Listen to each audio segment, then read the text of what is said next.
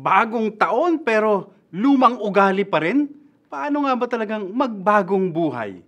Magandang araw mga kaibigan, magkapet pandasal muna po tayo. Ito po si Father Nono.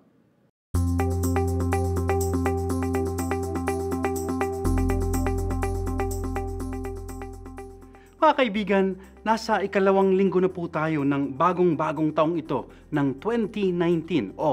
Kumusta na ang inyong mga New Year's resolutions? Hirap no? Hirap pangatawanan, hirap magbagong buhay. Ano nga ba kasi ang sikreto para tayo'y tunay na makapagsimulang muli? Simple po ang pananaw ko dyan. May paborito akong mga sipi mula sa banal na kasulatan. Mula kay Propeta Ezekiel, sabi raw ni Yahweh, bibigyan ko ang Israel ng bagong puso. Isang bagong espiritu ang handog ko sa kanila. At tatanggalin ko ang puso nilang bato at papalitan ito ng laman. Halos ganon din ang sinasabi ni Propeta Jeremiah. Ito ang bagong tipan na buuin ko kasama ng Israel.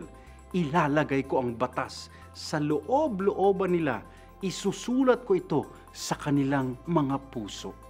Sa makatwid, sinasabi po ni Yahweh na makapagbabagong buhay ang makasalanang Israel kung mapupukaw ang kanilang mga puso, kung matututo silang magmahal. Yan ang daan tungo sa pagbabagong buhay, puso, pag-ibig.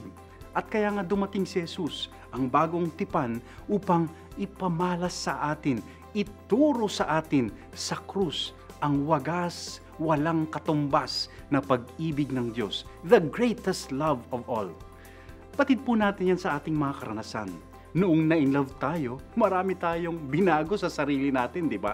At nang dahil sa pag-ibig, nakagagawa tayo ng mga kagila-gilalas na bagay. Kaya't kung gusto nating magbagong buhay, pukawin ng puso, paalabin, buksan, magmahal. Amen.